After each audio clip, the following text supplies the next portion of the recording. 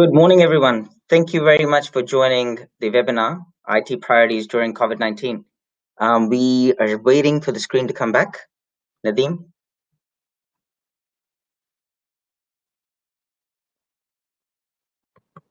Yes, please. We can go full screen there. Thank you very much.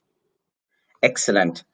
So, just a quick introduction here, guys. This is Mason Zaidi. I am the director at Inserito Technologies, and we are a cloud services provider, basically focused on cloud services. So everything we do, we basically everything we do on a daily basis is all about cloud, right? So um, we are a team of about 40 people and focused on technology. We have more technical people than salespeople, and we spread across UAE, Pakistan, Canada, and Australia. So we are spread globally. However, the head office is in the UAE, and that's in Dubai. And without further ado, I'll also introduce my co-chair today. That is Syed Nadeem. He is the group technical head. So he basically oversees pre-sales and delivery, and obviously fairly competent. He's ex-Oracle, ex-Microsoft, brings in a wealth of technology experience. And anything we need to solutionize, he's the man. So Nadeem will obviously co-chair this with me and will be presenting along me as well. A bit about myself. I am, as I mentioned earlier, I'm the director at Inserito, and I'm also an ex-CIO. So I bring in a lot of experience from the customer seat as well, which obviously helps today being a partner because we can basically feel how you feel today, which is really important. Generally, partners don't understand that. However, we do because we've been in your shoes before. I've also been a general manager to a business previously as well. So my experience comes out of construction industry and services as well. Moving on. So basically, what I wanted to start off with is that this world always needs thinkers and people who can ask questions and relevant questions. But more than that, execute on those questions as well and do effective, decision making on top of that. Now, today the need is, ever more. And on your screen, you can see Albert Einstein, who's basically, or arguably, one of the greatest thinkers of our era. And a short story about Albert Einstein. In 1942, he basically wrote an exam paper on physics for his students.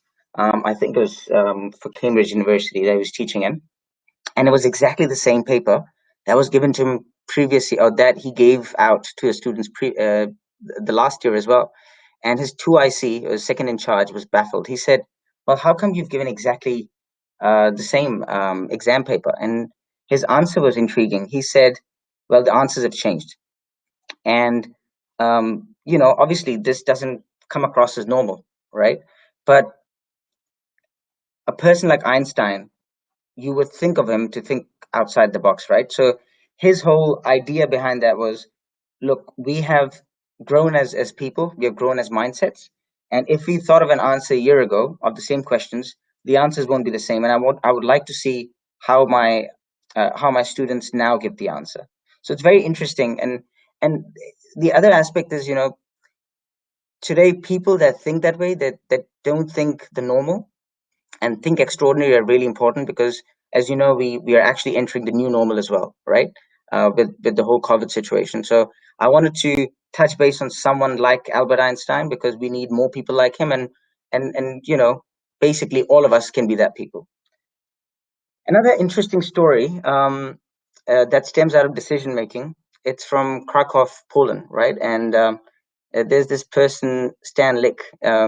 He actually stems out of so he basically was brought into the Nazi concentration camps during World War II, and he saw his entire family basically got killed in front of him, and his house was ransacked, and eventually he came to the concentration camp, which obviously it's dire conditions there, right? So as soon as he entered there, the first thing that came into his mind after looking at the conditions was, I can't live here and I need to get out.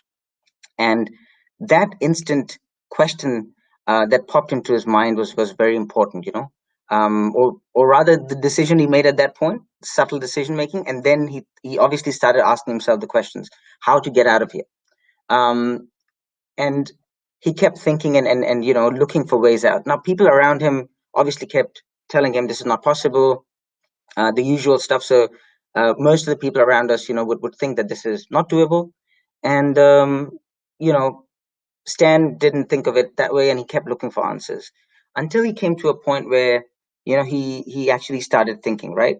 And he was one day sitting at, he was sitting and just thinking, and he looked at a truck where he saw a body pile of dead bodies, right, or a pile of dead bodies put on a truck, and people were loading that truck, and he instantly looked at it and he said, "Well, that's me, my answer." And he literally started tearing his clothes, went and hid behind the truck, and as soon as the truck started moving, he jumped into the truck and hid himself in the pile of bodies. Now, obviously, it was not an easy situation if you can think of, right? He was in the pile of bodies for approximately 4 hours. He must have suffocated, and that's what he tells out of his story as well. That it was very difficult for him, and eventually that truck uh, took 4.5 hours until where it got to, and then he had to come out of the truck once they dumped the bodies, because he had to hide first in that dump until people left, and then he came out of that, and he kept running, and apparently he ran for 24 hours until he got to safety. Now, the lesson that we have learned here is the same one. It starts from, are you thinking today, and are you questioning what's happening, right? And when you question yourself, interestingly, we don't question ourselves enough, because brain itself, it's the the the the idea behind the brain is to stop thinking, and that's very interesting, because the brain, the more it thinks, the more it gets tired, and the usual response to anything that gets tired, you say you want to slow down, right? So the brain itself wants to stop thinking, and therefore it doesn't think all day, right? The more we can charge it up, the more we can invigorate it, the better it is for us. However, we know that it's not possible to keep charging all day. But the more we do it, the more questions we ask ourselves, the more imagination we bring into it, leading to, obviously getting the answers and then taking effective decisions, is the key. Now, we look at today, we if we contrast today, which is COVID-19, and we connect it with any other unprecedented situation earlier in life, like the World War II. Obviously, we're not in a state of war, but we have never seen these kind of pictures before either, right? The whole world is in lockdown. The way we are meant to work, we're not working in the same way. So we are stepping into the new norm. Now, how do how does business and IT take this new norm and start building on their priorities? And that is exactly what our core topic is for today. So I hope you've your brains are charged up, because now we're getting into the midst of it. And I would like you to keep thinking and understanding, obviously, while I'm talking. And if any questions pop up, feel free to type in in the chat, the Q&As, and we'll pick up all those questions at the end, because then we'll have it more structured. So moving on now, the business and ID priorities. So if you look at, if you're looking at business continuity on its own, it's obviously a big topic, and from a CEO or CIO perspective, since the crisis have began, I mean, we have spoken to quite a few of them, and relying on our experience and helping businesses driving digital transformations, we believe that CIOs can lead the companies, and even CDOs. CIOs and CDOs can lead the companies with a really good and effective digital technology response across different dimensions, right? So if we pick business continuity as number one, the immediate response is, ideally we should have planned this, we should have questioned ourselves, and we should have covered each and every aspect of business continuity. However, we have come to a point where we've realized not everyone has done it, right? And people are now reacting to the situation and sorting out whatever they can. However, the point that I want to bring up here as a priority for businesses and for CIOs is not only the business continuity itself. The interesting piece is that while you're continuing your business, are you still striving and are you still going and moving towards digitization? And are you still moving towards automation? And the best performing companies, generally they have the IT and their digital strategy aligned with their business overall strategy, right? Now, in a crisis state like COVID, um, there's a lot of uncertainty, right? And we don't know what the future holds.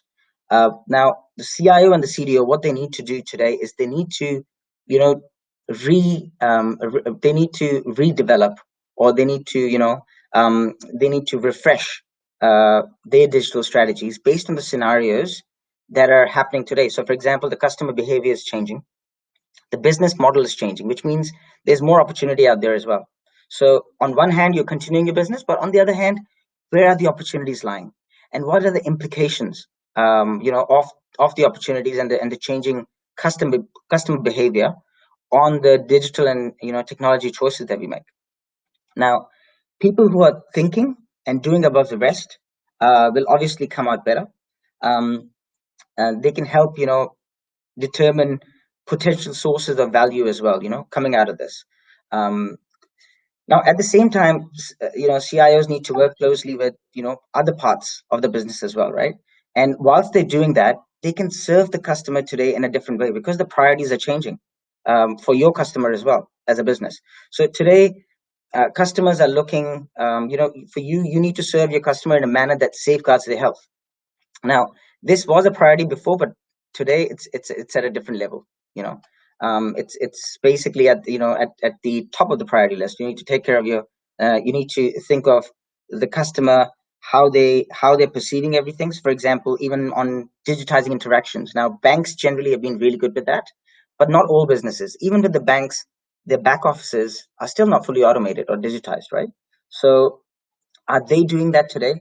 Whilst they're trying to continue their business, and even taking it a notch further where they can show their customers that they're doing it better than the rest, right? If you look at, for example, the healthcare business, right, the healthcare sector, again, huge transitions required there as well because there's a lot of pressure on them, there's a lot of load on them. We move on to the emotional well-being. Now, the shift to working remotely and the demands to manage the crisis have put a lot of pressure on people.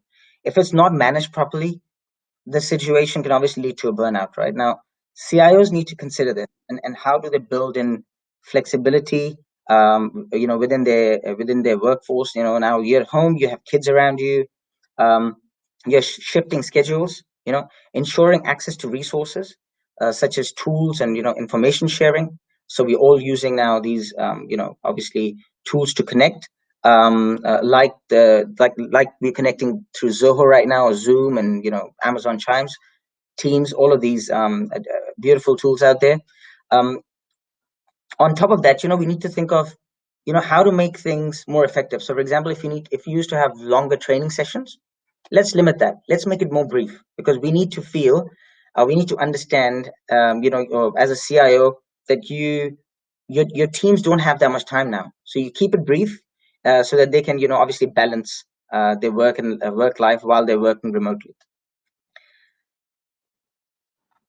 Agility and collaboration. I keep these together as well because agile working is an established model, right? It's been there for a long time. In the past, however, the key issue has been how to scale during the remote working conditions. Right now, the new standard is that, can you make this an opportunity to better understand what it takes to scale your agile, to scale your agile methodology and obviously your infrastructure. So what used to happen in the past was you had your core team that's probably sitting together, aligned, even having meetings together, and then you used to have offshore or outsourced teams collaborating, right? Or you could be doing that with your customers. Sorry, you could be doing that with your partners, right? Now, it's why it's changing today is that because even the core teams are not together. right? The core teams are dispersed as well. So now it's becoming even harder. So while co-locating agile teams has been, traditionally it's been a productive working model, it's a little difficult and different now because the teams that used to be together are not together as well. So we need to rethink how to collaborate and keep going, with agile. Now it goes on from your daily stand-ups to sprint, refining your sprints, and obviously even refining your sprint demos and reviews, everything. So you need to start thinking differently, and that is what's taking us to the new normal. So I think I've picked up on a lot of things here, which are focusing on business and IT priorities. Last but not the least, I want to focus on cybersecurity. Whilst we are all working on how to improve our working conditions and keep going as a business, we need to understand that hackers are at large, and they're all it's an opportunity for them as well, because they know that this is at this point people are not focused on security. However, this is an opportunity for business and CIOs to keep that in mind, and ensuring that the cybersecurity focus doesn't go out of the window. Really important, because the last thing you want is being in a crisis and then at the same time being hit by a big security concern, a big security threat, which will end up in another disaster. So yeah, that's in a nutshell whereby the business and IT priorities are. Where we will dive in deeper now, and I would like Nadeem to take it forward, is about IT and how is IT driving this forward and taking it to the next level. Nadeem, please take it from here, and we can't see your screen.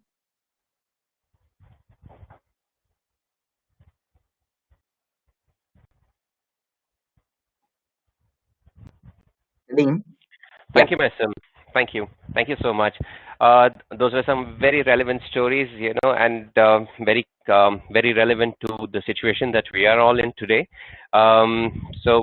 Yes, there is definitely a connection from between those stories and the situation today, and of course there is a lot of things that has changed basically in the recent past, in the past couple of months, ever since the outbreak started, from China, then towards the Middle East, and then how the whole entire a lot of things have started to change. It's something very relevant. So let's look at what has actually changed since the outbreak. So the first thing, the first thing that has happened is the impact that IT has felt, because IT is a service providing function, right? So IT is providing function to a lot of users, and they are basically they've been this burden basically lies on them to ensure that even in times like these, their services remain consistent, because business relies on IT, right? So we've seen a huge change in the landscape itself, how we have started to operate now. Um, um, systems and even applications, everything, all these everything within a within the the premises inside the data center, we have seen a lot of changes, and these changes are basically compelling IT to go ahead and make those needed changes, needed amendments or modifications to their systems to be able to accommodate this huge number of people who are actually now starting to connect remotely and starting to work. So ever since, and this has happened ever since the government brought in the regulations of working from home. So people have now started working from home, and that has impacted the data center, how we are delivering those applications to the users, wherever they are. So that's one thing. The second thing that has happened is the SLAs have changed for IT. IT is already, mounted with a lot of SLAs. Now, the new SLA that IT is facing is user uptime, which was never an issue before because all the users were connecting from the local LAN. But now that they've started connecting from home, it is up to IT to ensure that every user gets the connectivity, because every user matters. Every user matters, because we have, with people cutting down cutting down of heads, and with increased increased workload, every user needs to be connected to ensure that they're delivering to the business, and it is IT to ensure that every user has that connectivity with the right level of performance, with the right level of SLAs to ensure that they are able to do their work, right? Now, what this brings in is, again, another thing that has changed is security. Security was never such a big issue for IT as it is today. Today, all the people connecting from home is basically creating a new challenge of security for IT. So they have to ensure that their firewall, because we are talking about a lot and lots of holes being made in that firewall. Holes meaning to say a lot of people are connecting now using the firewall. So they have to ensure that security is in place, which meets the right, which is configured with the right policies to ensure nothing, nothing bad can happen and their operations continue, right? And the next change is again has impacted even IT operations. What we see is now, because since everyone is mandated to work from home, even our IT staff, in many cases, lots of IT staff are actually working from home as well, and they have to manage the data center from their home, from their premise, from their own premise. Now that's again something that we've never, because all this has happened so suddenly. This is something that we're not accustomed to. So IT is like now ramping up, to be able to manage the data centers remotely. They're starting to use new tools. The RDP was something that previously being used. Now that is something that's that's being used like beyond how it used to be before. So people are connecting using RDP and then doing all their data center operations and all that. And IT help desk, that role, that thing also has changed. Previously it was possible, if there is any problem with one of the user machines, one of the IT engineers can actually walk up to the user's machine, rectify it, see what is the problem physically, identify it and rectify it. But that's no longer possible as well. So, Maisam, in a nutshell, these are the kind of changes that we are witnessing, currently, and some people are taking a regular traditional approach to this, but some people have actually gone out and done something more creative, basically to ensure that that the business remains agile, Sure. right? Yeah. So, what Carry do on. That's we very nice. Yeah. So what do we see that what are the options that are currently available? So what are the approaches basically IT is taking? The first and foremost thing that comes to mind to everyone, when we talk about remote working, is a VPN connection. VPN connection has been around for a very long time now, and people are well aware that if you want to give a secure connection to your users, regardless to what kind of users they are, the best way forward is using VPN connectivity. But VPN connection does have its own pros and cons, right? So what you're seeing on your screen right now are two screenshots of taken with and without a VPN connection. So the first one on the left, extreme left, is the download speed and the latency in milliseconds that you see without a VPN connection.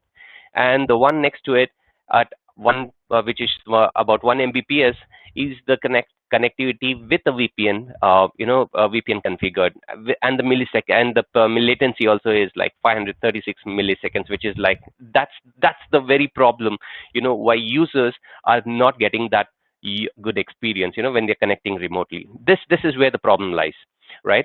And what, of course, VPN has its own advantages as well. It's encrypted. It can be deployed from anywhere. It's over the internet. You don't need a dedicated connectivity. It is secure as well if rightly configured, right? So VPN does have its own benefits.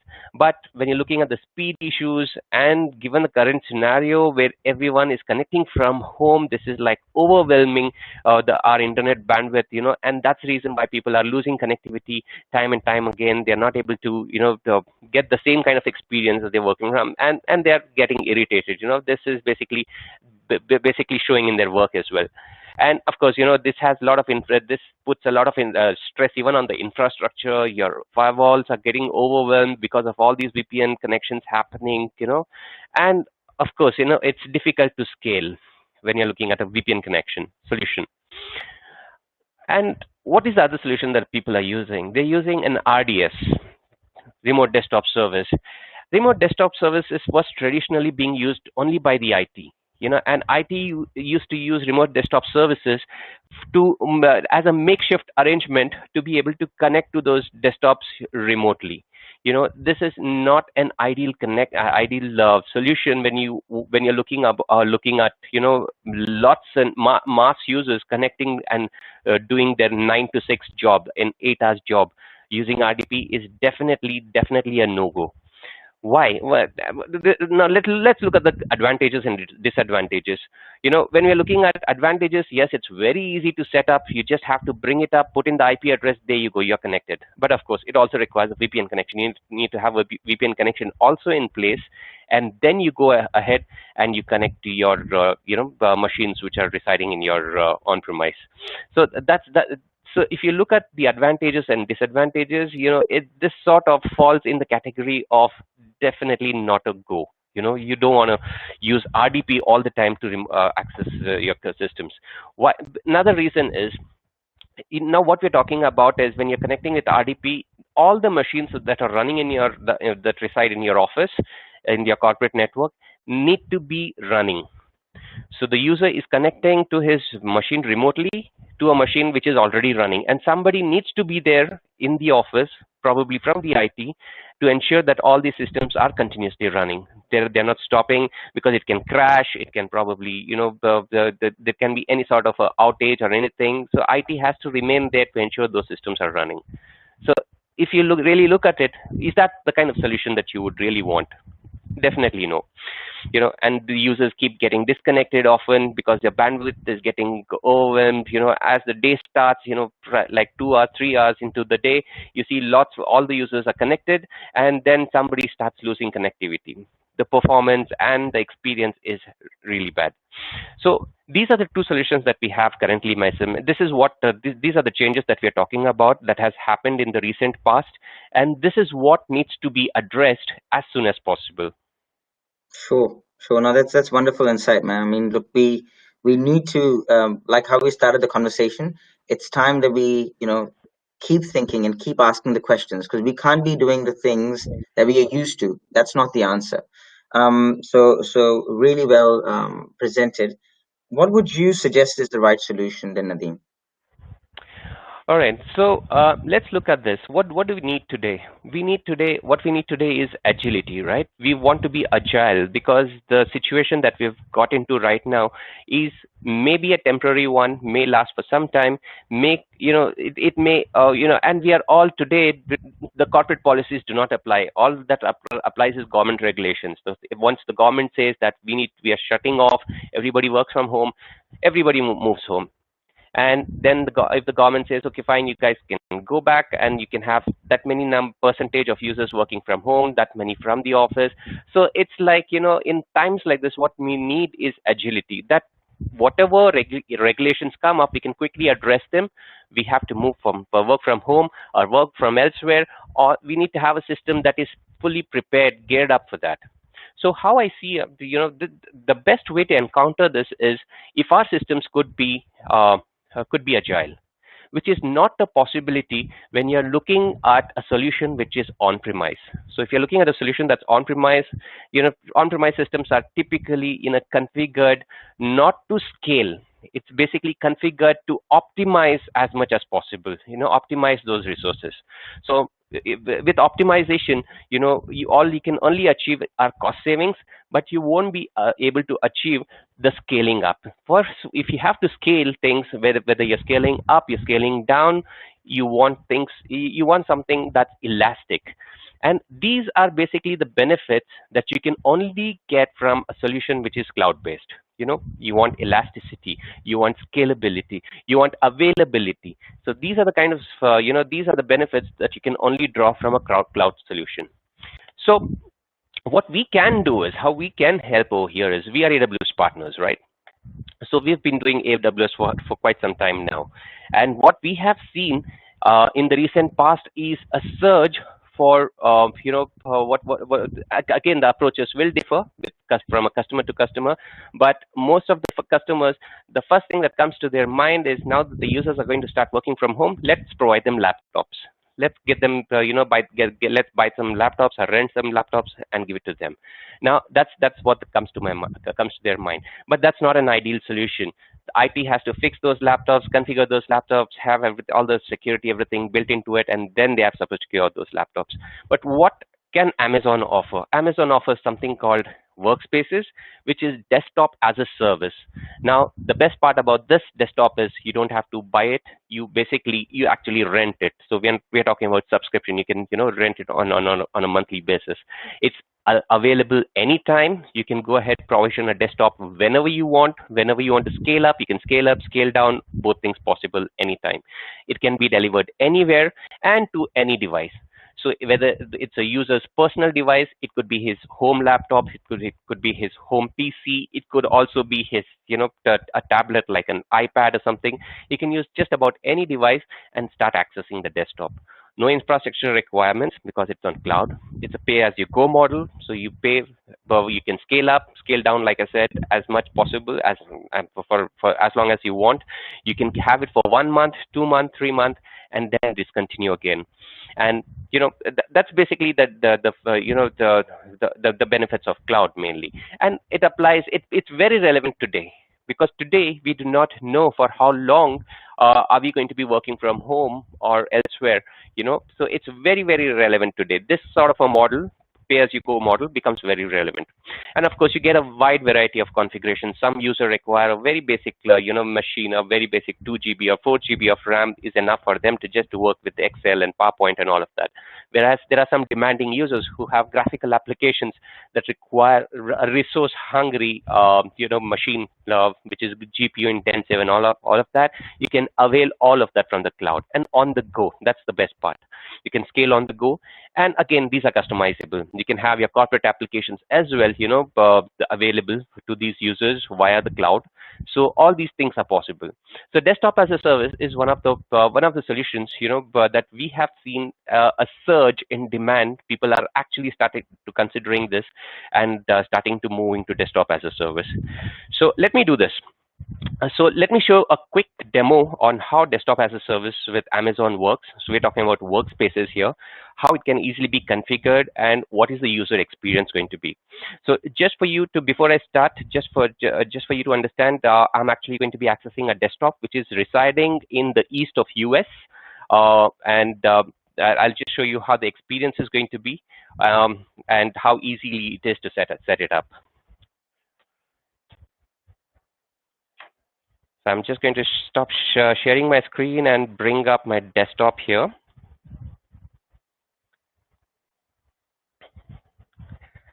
Faisam, let me know once you see it. We can see it now. Okay, great. All right. So what I have over here is I'm basically in my Amazon console, and I have for of course for my desktop, for any application to work, typically what it requires is some sort of an identity management system. So I'm using Amazon. I'm using Active Directory, which is hosted on the cloud. So you can see my Active Directory, which is running over here. It's configured on the cloud. So this is basically just the same Active Directory that's running on the cloud. And I'm going to just show you. I'll access my Active Directory using its public IP. Not a recommended way of accessing your Active Directory, but for the demo, it's okay. So I'm connecting to my Active Directory now. I'm logging in.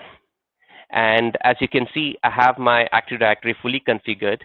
And when I go to my users, I can see that these users are now available to me, which I can use to create their virtual desktops, right? So I have created a desktop for myself already, and I'm going to be logging into that desktop. And what you basically need is just a small client that you can of course directly access from the web as well, or you can use the small client to access the Active Directory. So I have configured my Workspaces over here with my username, and this is the link that the users can use if they're accessing via web. You can see my desktop is running. It's in a running state. This is the amount of hard disk that I've allocated, and I'm going to be using this client to access my desktop. So I'm just going to do a reconnect.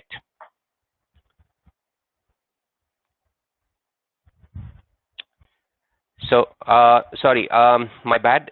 This thing is hosted in Singapore actually, not in the US. So I'm accessing my desktop, which is now residing in the US. So here's my desktop. Very familiar experience, no change, nothing. It's just a standard Windows 10, desktop operating system with all my applications installed. We can of course customize it. We can have enterprise applications also installed over here. And I'm just quickly opening my Excel.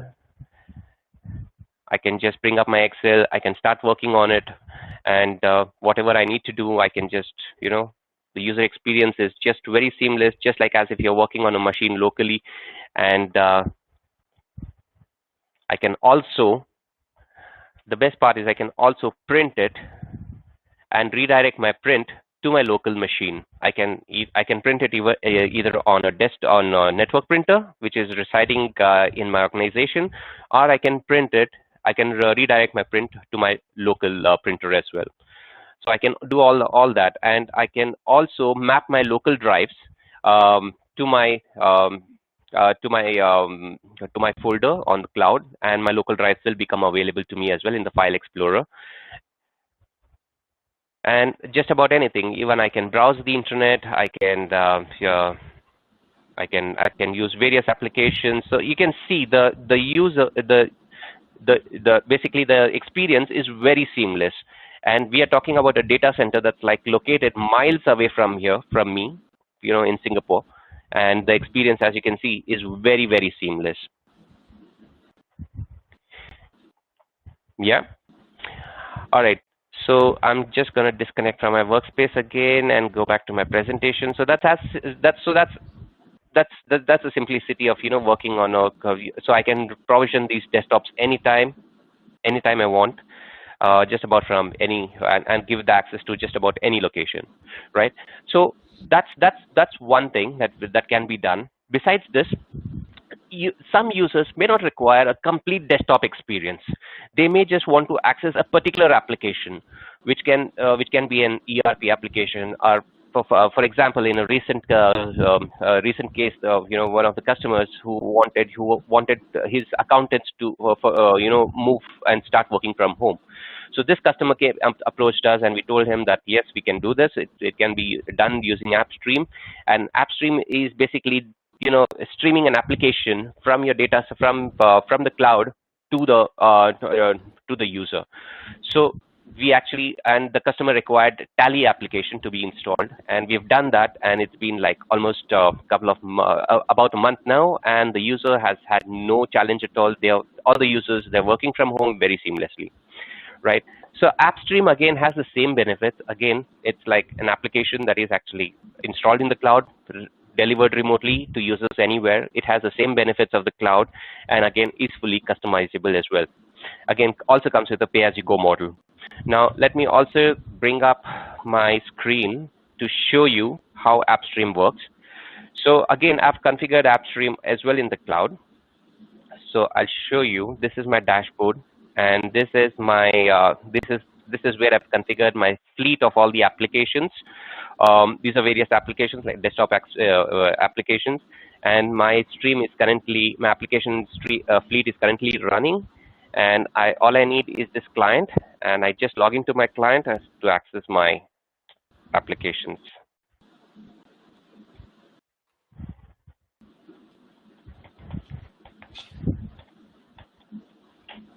So I'm basically logging in again to my domain. The application can be configured, app streaming can be configured to integrate with my Active Directory.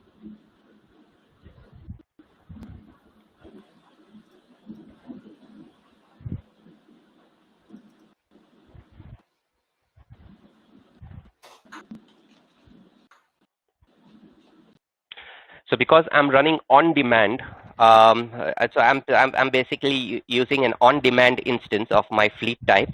So when I do that, as soon as I log in, my instance is basically coming up in the background.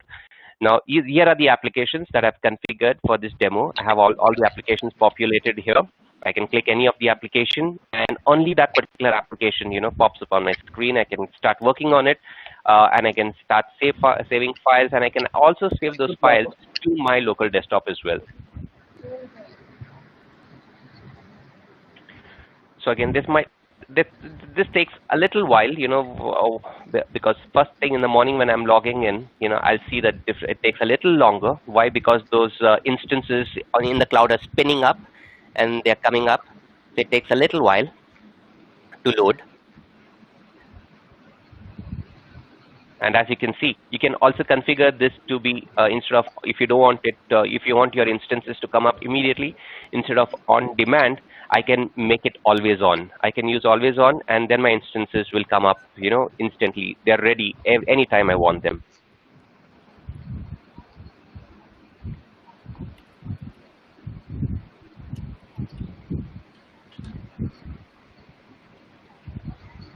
So Nadeem, while this is happening, just wanted to have a question, and sure, yeah, if you can answer that. Why can't we use Windows Server Direct Access or Windows Server VPN? Sorry, can you come again, Mason? Yeah, Can you the repeat that question is question? why can't we use Windows Server Direct Access or Windows Server VPN? Okay. So when you're talking about Windows Server, when you're doing RDS to Windows Server, it's basically a multi-session environment, right? Now, again, the thing is, you can of course do that, but what the end user is getting a Windows Server experience is not really getting the benefits of Windows 10.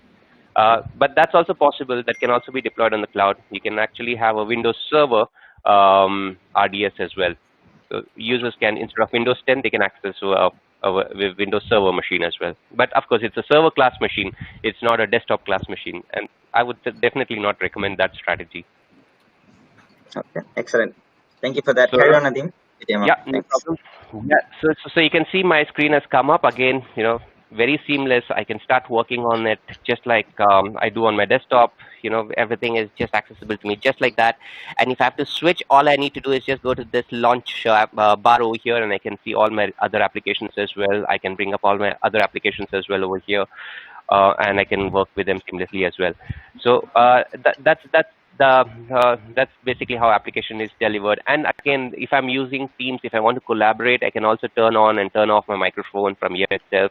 I can also access my local home folder, which is mapped to my cloud application, and I can use it, upload files, download files, all that is possible. So that's basically, how application virtualization works.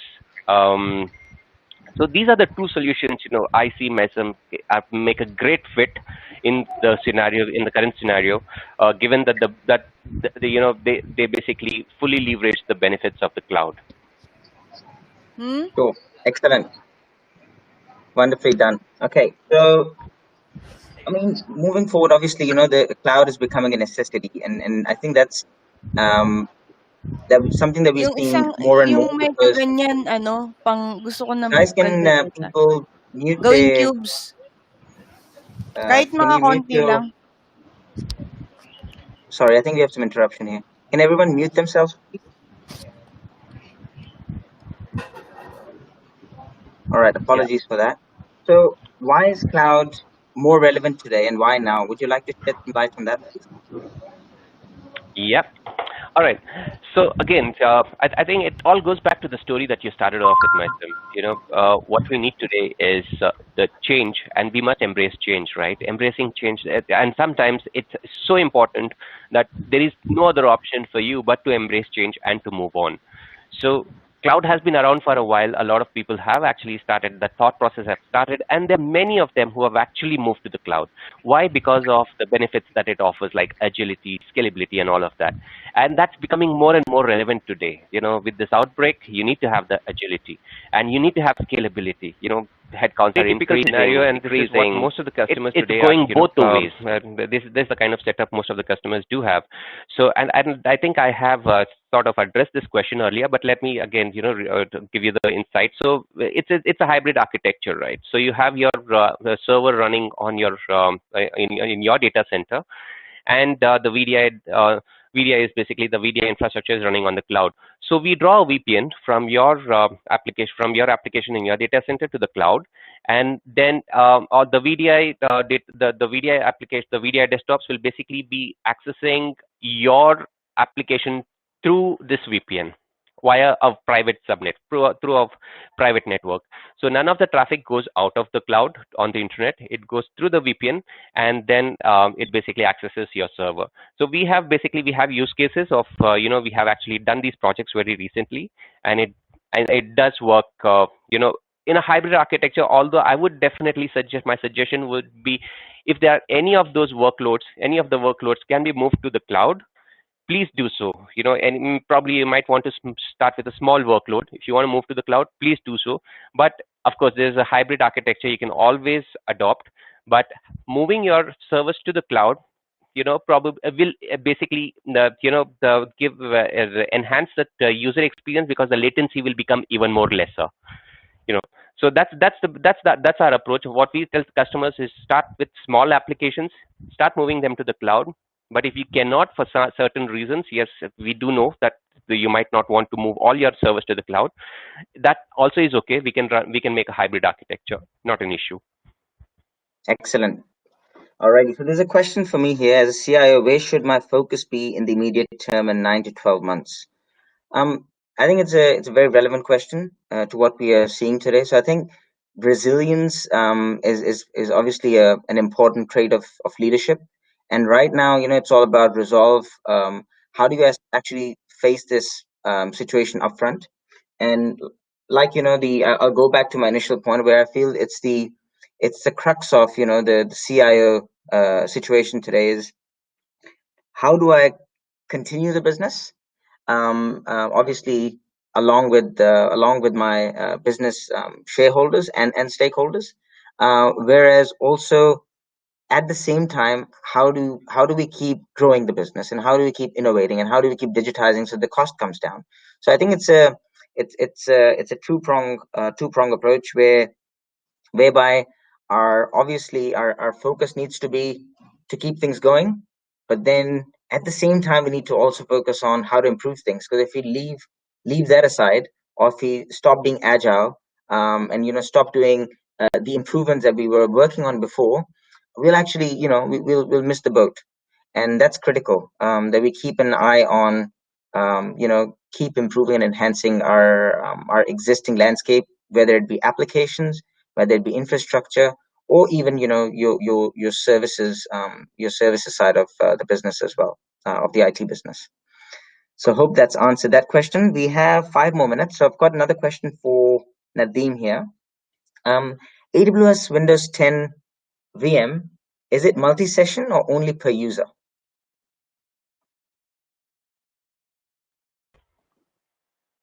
Nadeem, did you get that question? The AWS, yeah. So AWS, yeah. Now here's the thing. AWS does not have multi-session desktops, so it's basically a single session. But here's the difference between multi-session and single session. When you're using multi-session, you're basically, you have limited. You will have to have additional managed hard drives as well. So from a cost perspective, that will actually add to your cost. This is basically comparing with Azure. So Azure has multi-session desktops. So so from a cost perspective, you also have to include additional managed disks into your setup. So that's the drawback that you get with multi-session. And it's because multi-session is one single machine which has one single hard drive, or maybe two, and that hard drive you're basically sharing across all the users on the same machine, right? So that's the drawback that you get. So, but to answer your question, no, AWS currently does not have multi-session Windows 10 environment.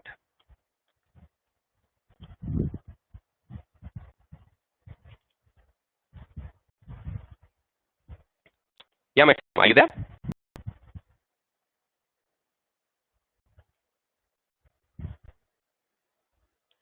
All right. I think my son is All right, having some Nadeem. connectivity issue. Apologies. No. I muted myself. Can you bring up your screen, Nadeem? We can't see your screen, unfortunately. All right. I'm just going to pop it up. Just give me a second. No problem. No problem. All right. So whilst you're doing that, any more questions, guys? Be bold, as we had on the screen earlier. We want you to ask more questions, but we actually have one more question here, which is around: Can you show how to scale up machine resources? I don't know if we have enough time to show that, but would you like to take that as a question, Nadeem, or maybe we can get back to Irfan and show it to him So, one on one? so sorry. Can you repeat that question? Can you show how to scale up machine resources? Can you to scale up the machine resources? Okay. I wish I could show that. So At it's this fine, point of Nadeem. Look, time. yeah, if you All can't, right. it's fine. I think But, this but is okay. something we can take. But to answer the question, yes, it can be done. In fact, it can be done. Certain things can also be done on the fly. If you want to increase the disk space and all of that, that can also be done. In fact, you can also change the underlying, CPU and memory and all that on the fly. So yes, it's possible. You can scale it up whenever you want. Wonderful, wonderful. And what is the standard licensing model? That question has come out from Tokyo. Okay, so licensing model is basically you can, if you have your own licenses, AWS also supports bring your own license model as well, and if you or you can also avail licenses from the instance as well, or we can also, if you have enterprise volume licensing, or if you have any of those Windows 8 licenses like Office 365, E365, and all of that, they can be used. Those queues can also be used against on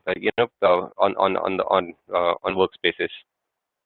Excellent, excellent. Thank you very much, Nadeem. I think we've covered a lot of questions there. And look, it's always a pleasure to catch up with customers and to meet customers. Now we're obviously doing it more and more online because we can't meet the customers for obvious reasons. And I think we should keep on doing that. We should stay home, stay safe, unless you don't have a choice and you're part of the essential workforce. Then please stay home. And our details on the screen. You can catch up with us for a coffee anytime you like. We'll be happy to answer more questions or give you demos regarding VDI or any other platform or service that AWS can obviously give out. So yeah, just finishing on a funny note, Nadeem. Yep. So I don't know if you can all see the screens.